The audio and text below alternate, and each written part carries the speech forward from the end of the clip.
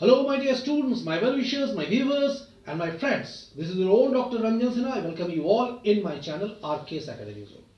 My dear students of standard 11, आपको आज मैं प्रोज पढ़ाऊंगा. प्रोज का जो पार्ट मैं लास्ट क्लास में आप लोगों को पढ़ाया था, animals in prison, written by Jawaharlal Nehru.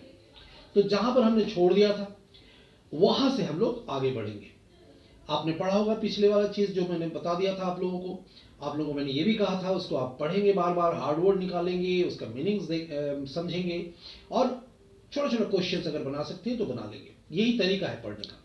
तो उसके बाद का जो चीज है वो आज हम पढ़ते हैं. तो चलिए हमारे साथ पहले क्लास में बैठते हैं और फिर वहां से हम लोग आगे बढ़ते हैं. फिर यहाँ के समझेंगे. ठीक है, चलिए. Hello students, welcome to my classroom. चलिए अभी हम लोग नेक्स्ट आगे बढ़ते हैं. जहां तक हमने पढ़ लिया था उसके बाद, यानी स्टैंजा 4 से. I am afraid I cannot say with the poet Li T, इसको TAI टाई पढ़ेंगे, Li Tai Po, that I never grieve weary. Weary मतलब वेरी टायर्ड जिसको बोले. Even of the mountain but that was a rare experience and as a rule I found great comfort in its proximity. Proximity मतलब nearness, पास का. Its solidity and calm looked down upon me with the wisdom of a million years and mocked at my varying moods. Varying मतलब changeable moods and soothed my favored mind. Favored mind. तो favored mind अब यहां समझे. I am afraid I cannot say with the poet Lee Taipo that I never grew weary, even of the mountain, but that was a rare experience, and as a rule I found great comfort in its proximity. यानी मतलब क्या, कवि ली typo की भांति मैं कभी नहीं कह सकता कि मैं कभी तंग न आता था पहाड़ों से. ये जो पहाड़ में हमेशा देखता था मैं और मेरे सामने ये माउंटेन जो हर वक्त दिखता था, उस समय कभी तंग नहीं आता था, ऐसी बात नहीं है. परंतु वह अनूठा अनुभव था, बहुत ही अलग एक अनुभव था. और मुझे उसकी जो करीबी यानी सामीप्य, जो अगर नजदीकियां जिसको वो कहा जाए, में बड़ी शांति मिलती थी. उनको राइटर कह रहे हैं यानी जवाहरलाल नेहरू कह रहे हैं कि उन्हें बहुत सुकून मिलता था, पीस मिलता था, शांति मिलता था जब वो वहां पर बैठते थे और नेचर्स का जो ब्यूटी है पहाड़ को वो देखते थे. तो क्या कह रहे हैं कि मैं कभी ली टाइपो की तरह ये नहीं कहूंगा कि मैं उससे तंग नहीं आता था, लेकिन उसकी जो साथ मेरा जो नजदीकिया बन गया था उस जेल में रहते रहते, उससे मेरा जो मूड जो है वो चेंज हो जाता था. कभी अगर मैं अपसेट होता था तो वहां उसे देखकर मैं फिर मन ही मन प्रसन्न हो जाता था. Its solidity and calm looked down upon me with the wisdom of a million years and mocked at my varying moods and soothed my feeble mind. यानी वो क्या होता था वहां, उसका ठोसपन, सॉलिडिटी और शांत दृष्टि मुझे क्या करता था, लाखों वर्षों की बुद्धिमत्ता लिए निहारती थी. क्योंकि वो पहाड़ कब से न जाने वहां खड़ा है, तो ऐसा लगता था कि वो दृढ़ता के प्रतीक बनकर, ठोस बनकर वो मुझे निहारती रहती थी और मेरी बदलती मानसिक स्थिति का मजाक उड़ाती थी. क्योंकि मैं रह रहकर क्या होता था, कभी मेरा मूड चेंज होता था. नेचुरली मैं जेल में रहता था तो वहां कभी कभी मैं अपनों को मिस करता था जेल में, कभी कभी दुखी हो जाता था मन ही मन. तो मुझे ऐसा लगता था कि वो नेचर, वो जो पहाड़ मेरे सामने बैठा हुआ है, मुझे चिढ़ाता है. मेरे बदलते हुए जो मूड जो है, मेरा जो मूड वेरी करता था, उसे देखकर वो मजाक उड़ाता है मेरा. और मेरे परेशान मन को शांत करती थी और मुझे कहीं चिढ़ाकर मुझे ये कहता था कि तुम शांत हो जाओ. मैं मन ही मन फिर उसे देखकर शांत हो जाता था. Spring was very pleasant in Dehradun. Spring जो था ना देहरादून में, वसंत बहुत ही मनमोहक थी. बहुत ही. And it was a far longer one than in the plains below. और वो नीचे मैदानों की अपेक्षा चिरस्थायी थी वहां से. The winter had denuded almost all the trees of their leaves. Denuded मतलब stripped, यानी स्ट्रिप करना, खाली कर देना, निकाल देना. पत्ते जितने थे झड़ गया था. तो विंटर की वजह से क्या होता था वहां पर, मतलब किस तरह से शीत ने लगभग सभी पेड़ों को पत्र विहीन कर देना, यानी उसके पेड़ से जो पत्ते जो है ना, पत्ते विहीन हो गया था, कर दिया था, और वो खाली नंगे खड़े थे। ऐसा लगता था कि पेड़ नंगा होकर, स्ट्रिप्ड, बिल्कुल नंगा होकर पेड़ खड़ा है। And they stood naked and bare. Even 4 magnificent peepul trees, यहां तक कि वहां जो 4 जो शानदार बड़े बड़े पीपल के पेड़ थे, magnificent peepul trees which stood in front of the jail gate, जो गेट के सामने ही था, जेल के गेट पर, much to my surprise dropped nearly all their leaves. उस पेड़ से, जो जेल के गेट के सामने खड़े थे वो पेड़, उन्होंने लगभग अपने सभी पत्ते गिरा दिए थे, यानी झड़ गया था उस पेड़ से सारे पत्ते। और क्या हो गया था, देखिए, nearly all their leaves, knot and cheerless they stood there. Knot मतलब थीन, दुबला पतला हो गया था वो पेड़, दुबला पतला बन के वो खड़ा था। ट्रीज जो है, knot and cheerless they stood there. Cheerless मतलब क्या है, चीयरफुल नहीं था, खुशहाल नहीं था, वो झड़ गया था और दुबला पतला बन के जेल के गेट के सामने वो खड़ा था। Till the spring air warm them up again and sent a message of life to their innermost cells. यानी क्या हो गया, तक कि वसंत की, जब तक कि वो वसंत की गर्म हवा ने उसकी आंतरिक, अंदर की जो है कोशिकाओं को, मतलब जो जीवन का जो संदेश नहीं दिया, ऐसा लगा कि वो मुरझाया हुआ था। और इस अपेक्षा में कि कब वहां पर वो गर्म जो हवा आए और उसके अंदर की कोशिकाओं को फिर जीवित कर दे। Suddenly there was a stir both in the peoples and the other trees. और वहां के अचानक क्या हुआ, पीपल, वो अन्य पेड़ों में क्या आया, and the other trees, and an air of mystery surrounded them as of secret operations going on behind the scenes. And I would be startled to find little bits of green peeping out all over them. यानी जैसे उसमें क्या दिखने लगा, ऐसा लगा कि चारों ओर रहस्य छाया हुआ है। अचानक क्या हुआ, उस पेड़ों में हलचल होने लगी, परिवर्तन आने लगा। मैं देख रहा था, क्योंकि नेहरू जी जेल के बाहर इन सब चीजों को बहुत अच्छे, वो क्या थे, एक ऑब्जर्वर थे, खड़े होकर सारे प्राकृतिक दृश्यों को देखते थे और वहां बैठ के समय काटते थे। कभी पहाड़ देखते थे, कभी जेल का जो सामने का जो दृश्य था, पेड़ जो थे, कैसे उनको लगा कि शीत के समय कैसे पेड़ के पत्ते झड़ गए, पेड़ ऐसा लग रहा था कि दुबले पतले बनकर वो पेड़ नंगे खड़े हैं, सामने खड़ा है नंगा बनकर। कभी फिर लगा कि उसमें जब तक वो ऐसा लग रहा है मानो कि वो पेड़ जो है इंतजार कर रहा है कि कब वो गर्म हवा आए वसंत का और जो उसके कोशिकाओं को जीवन भर दे, लाइफ दे दे, वो फिर से जीवित हो जाए। तो अचानक पीपल और अन्य पेड़ों में हलचल होने लगी। फिर धीरे धीरे ऐसा लगा उनकी आंखों के सामने पेड़ में हलचल आने लगा और उनके चारों ओर एक तरह का रहस्य छाया था कि भाई क्या है, जबकि पर्दे के पीछे गुप्त कार्य चलता रहा। यानी गुप्त कार्य मतलब कहने का मतलब कि उनका मानना था कि पीछे से लग रहा था कि कुछ समथिंग इज गोइंग ऑन, कुछ चेंजेस हो रहा है, कुछ परिवर्तन हो रहा है। वो परिवर्तन क्या था, वो प्राकृतिक परिवर्तन था। और चारों मतलब, और मुझे उन पर सब जगह हरे बिंदु झांकते हुए देखकर आश्चर्य हुआ। हरे बिंदु मतलब क्या है, पेड़ के जो टहनी से पत्ते गिर जाते हैं तो वहां क्या होता है, जब नए लीव्स आते हैं यानी नए पत्ते आते हैं तो ऐसा लगता नहीं, वहां छोटे छोटे छोटे छोटे छोटे छोटे छोटे छोटे पेड़ के अंदर लग रहा है कि वहां से कुछ निकलने वाला है, कुछ आने वाला है। And I would be startled to find little bits of green peeping out all over them. Peeping मतलब झांकना, वहां से निकल के शायद झांक रहा। It was a gay and cheering sight. ये जो था ये बहुत ही मतलब एक आश्चर्यजनक चीजें थी और खुशी की भी बात थी, प्रसन्नता का दृश्य था जो मुझे खुशी हुई देखकर उस जगह से। And then very rapidly the leaves would come out in their millions and glisten in the sunlight and play about in the breeze. Breeze क्यारी जिसको बोलते हैं। और सडनली देखते ही देखते फिर लाखों की संख्या में वो ऐसे छोटे छोटे छोटे छोटे लीव्स जो है, पत्ते जो है बाहर आ गए और वो धूप में जगमगाने लगे, हल्के हवा में वो ऐसे ऐसे डोलने लगे और ऐसा लगा कि वो लोग खेल रहे हैं, नाच रहे हैं, झूम रहे हैं।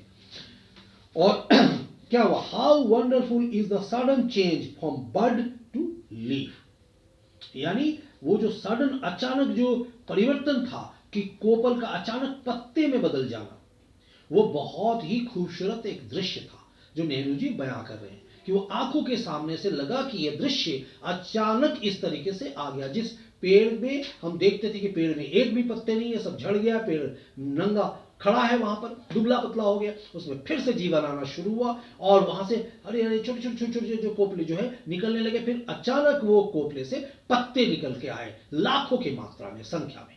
ठीक है, यहां तक समझ में आया आप लोगों को? फिर आगे बढ़ते हैं। देखिए, I had never notice before that fresh mango leaves and reddish brown russet colored remarkably like the autumn tints color जिसको बोलते हैं on the Kashmir hills, but they change color soon and become green। यानी I had never noticed, मैंने इसके पहले कभी notice नहीं किया था, नहीं ध्यान दिया था कि आम के नए पत्ते गेरुए रंग के होते हैं। कभी आपने देखा है कि आम के जो पत्ते होते हैं ना, वो हरे रंग के जो देखते हैं, थोड़ा कड़ा दिखाई देता है बाद में, तो हरे रंग के पहले वह गेरुए रंग के होते हैं। छोटे छोटे पत्ते जब निकलते हैं बहुत ही खूबसूरत लगता है। तो नेहरू जी बहुत बड़े ऑब्जर्वर थे और बहुत ही खूबसूरत तरीके से उन्होंने इसका एक्सप्लेनेशंस दिया है, बयां किया है। उन्होंने क्या कहा कि वो हरे पत्ते जब आए उसके पहले लग रहा था कि वो छोटे छोटे जो पत्ते थे ना, वो गेरुए रंग के पत्ते थे वहां पर। और विलक्षण ढंग से कश्मीर की पहाड़ियों को, जैसे कि पहाड़ियों की हेमंत में आभा की भांति, कैसे लगता है कि कश्मीरी जो है, कश्मीर में अगर आप जाएं वहां का दृश्य देखें, बर्फ से जैसे कैसे पहाड़ ढके हुए होते हैं और उसमें हेमंत जब ऋतु, उस समय क्या होता है, जब सूर्य की रोशनी उस पर गिरता है तो उस समय जो आभा से जो बहुत ही खूबसूरत एक दृश्य बन जाता है, वैसा ही लगता है। यानी ऐसा ही कुछ दृश्य था उस समय जब आम के पेड़ में उस तरह के पत्ते दिखने लगे थे। The monsoon rains were always welcome, for they ended the summer heat। Monsoon का रेन जो था, यानी बारिश की जो मतलब बरसात की जो मौसम था, वो हमेशा वेलकम था, यानी उसे हम महसूस करते थे, उसके हम ये वेलकम करने के लिए खड़े होते थे, क्योंकि वो हमें गर्मी की जो तपती हुई गर्मी से मतलब आराम देता था, उससे छूट मिलता था हमें। But one could have too much of a good thing, and Dehradun is one of the favored haunts of the rain god।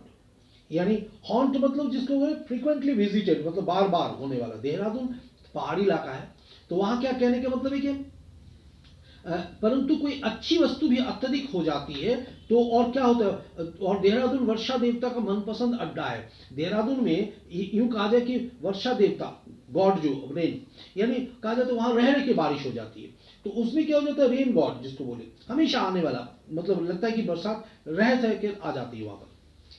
Within the first 5 or 6 weeks of the break of the monsoon, we would have about 50 or 60 inches of rain, and it was not pleasant to sit cooped up। cooped up मतलब कोई भी जगह पे बैठना उस समय नहीं सही होता था, प्लेजेंट नहीं लगता। In little narrow place trying to avoid the water dripping from the ceiling और rushing in from the windows. किनारे खड़ा होना, यानी डिप डिप करके पानी गिरना, या फिर खिड़कियों के बगल से पानी के छींटे आना। तो उस समय क्या होता था, धीरे धीरे जैसे ही ये बढ़ता गया, बारिश का जब ये मतलब बढ़ जाना, मानसून का बढ़ जाना, तो उससे क्या होता है, आने के पहले 5-6 सप्ताह में हमें 50-60 इंच वर्षा मिल जाती थी। बारिश की मौसम आने के पहले ही देहरादून में चूंकि बरसात वहां लगी रहती है, तो यहाँ बारिश का मौसम जब आता था उससे पहले ही 50-60 जो है, अगर यूं कहा जाए, इंच वर्षा बारिश मिल जाता था लोगों को, वहां बारिश हो जाती थी। और छत से टपकते या खिड़कियों में से घुसते हुए पानी से बचने का प्रयास करते हुए एक तंग स्थान में बंद होकर, मतलब छोटे से जगह में बैठना पड़ता था वहां पर, और जो कि बहुत ही अच्छा अनुभव नहीं होता था कि बाहर कैसे जाए, कैसे निकले, बारिश की पानी है, छोटे छोटे नैरो प्लेसेस है, तो वहां पर उस वक्त थोड़ा कष्ट लगता था, मतलब लग रहा है कि हम एक जगह बैठ गए हैं, बंद हो गए हैं। तो ये नेहरू जी का फीलिंग था वहां पर। तो हम क्या करें उस समय, Autumn again was pleasant, and so was the winter, except when it rained। तो ऑटम मतलब जो पतझड़ का मौसम होता था, जिसको हेमंत भी हम बोल सकते हैं, तो फिर से अच्छा लगता था, और शीतकाल भी। और एंड वहां autumn again was pleasant and so was the winter except when it rained. Except when it रेन्ड यानी हेमंत फिर से अच्छा लगता था और शीतकाल भी, सिवाय इसके जब वर्षा होती थी। यानी अगर वर्षा के अलावे ये बहुत ही अच्छे लगते थे। With thunder and rain and piercing cold winds, यानी बहुत with thunder and rain, thunder का होना, बारिश का होना, बिजली का कड़कना, चमकना, एंड piercing cold winds, और ठंडे ठंडे हवा का बहना.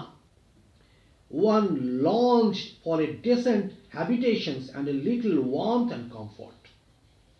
यानी उस वक्त क्या होता था, जैसे बिजली की कड़क और वर्षा की ठंडी तीखी पवनों के कारण, हवाओं के कारण किसी अच्छे से रहने के स्थान व थोड़ी सी गर्मी व आराम की इच्छा होती थी. उस समय इतना ज़्यादा ऐसा हो जाता था, बारिश के छींटे आते थे, ठंडा ज़्यादा बढ़ जाता था, तो उस समय ऐसा महसूस होता था जेल में कि थोड़ा सा गर्मी मिले, गर्मी कहीं से गर्म चीज़ें हो उस जगह, और वो आराम देगा. Obviously occasionally there would be a hailstorm with hailstones bigger than marbles coming down on the corrugated यानी iron roofs and making a tremendous noise, something like an artillery bombardment. यानी corrugated मतलब क्या होता है, नालीदार. जैसे ऊपर क्या होता है जेल, जैसे पार्ट अगर देखते हैं हम लोग कैसे छत के ऊपर जो जगह होता है नाली की तरह जो बना हुआ, ये तो वहां पर वो गिरता था. हेल स्टॉर्म यानी ओला का जो बारिश हो जाता था, और बड़े बड़े, कभी कभी ऐसा होता था बड़े बड़े पत्थर की तरह वो गिरता था, और कर कर कर कर कर कर करके आवाज होता था, और वहां से करके निकल के नीचे आके गिर जाता था. वो तो बहुत ही अलग एक अनुभव होता था. तो यहां पर क्या होता था उस जगह पर, कहने का मतलब क्या है कि कभी कभी जैसे ओलावृष्टि हो जाती थी, बारिश होती थी, और कंचो जितने बड़े ओले जो है, मतलब कैसे पीबल जिसको बोलते हैं हम लोग खेलते हैं कंचा, तो उससे भी बड़ा बड़ा जो है वो ऐसे लोहे के जो नालीदार जो वहां पर छत जो है ऐसे ऐसे पाइप की तरह बना हुआ रहता था जो जेल के, उस पे गिरकर ऐसा भारी शोर करते हुए आवाज होता था, और ऐसा आवाज होता था जैसे आर्टिलरी में बिग गन्स, बड़े बड़े बंदूक से लग रहा है कोई गोली दाग रहा है, कर कर करते रहते, वो जैसे तोपे बरसाने वाली आवाज जिसको कहा जाए, यूं कहा जाए, वो वहां पर गिरता था आके, और वो चारों तरफ से भयानक ऐसा लगता था कि कहीं से लोग तोप दाग रहा है या बंदूक चला रहा है. ठीक है, तो यहां पर हम लोग देखिए इस पार्ट को खत्म करते हैं, एक लंबा फिर हम लोग खींच लिए, पढ़ लिए, तो इसको फिर से आप लोग पढ़ने का कोशिश करेंगे, समझने की कोशिश करेंगे, देखेंगे, और जो वर्ड होगा हार्ड वर्ड्स जो है उसको स्पेशली आप लोग ध्यान देंगे, और उसको छोटे छोटे छोटे छोटे क्वेश्चन आंसर इसका जो है आप लोग बना लेंगे. तो आज के लिए यहां पर इस क्लास में इतना ही, फिर हम लोग आगे ले चलेंगे इस चैप्टर को. तब तक के लिए बस ध्यान रखिएगा, ऑलवेज पढ़ाई को जारी रखिएगा, और ये जो प्रोज पोएट्री का जो सेक्शंस है मैं यहाँ पढ़ाते जा रहा हूँ, इसको आप खुद से भी पढ़ें, बारंबार पढ़ें, कोई भी विषय को पढ़ें, बारंबार पढ़ें, तो वो आपके लिए फायदेमंद होगा. मैंने शुरू के कई क्लासेस में आप लोगों से ये कहा भी था कि अगर आप चाहते हैं अपने सब्जेक्ट में, अपना फैकल्टीज में आप अच्छा कुछ करना चाहते हैं, तो एक कंटिन्यूटी आपको हमेशा बना के रखना पड़ेगा, एक सेल्फ स्टडी आपको रखना ही पड़ेगा, अदरवाइज ये मुश्किल हो जाएगा. कहीं पर जाकर किसी कोचिंग में पढ़े, किसी मेंटर से हेल्प ले, या कोई भी क्लासेस करें, इससे आपको मतलब कोई फायदा नहीं होने वाला है जब तक आप एक सेल्फ स्टडी नहीं करते. इसीलिए आप लोगों से बार बार मैं आग्रह करता हूं कि आप लोग लाइव यहाँ अगर जमा होते हैं कुछ क्षण के लिए भी, तो मुझे बहुत ज्यादा मतलब वो पार्ट इजी हो जाएगा, जहां पर मैं आपके साथ डायरेक्टली यहाँ कन्वर्सेशन में आऊंगा, आपसे बात करूंगा, आपका प्रॉब्लम सुनूंगा, मेरे लिए वो ज्यादा फायदेमंद होगा. तो फिर से मैं वही कहूंगा कि आप लोग जल्द से जल्द मेरे साथ इकट्ठे हो जाए. ठीक है, चलिए, see you, bye bye, take care, thank you.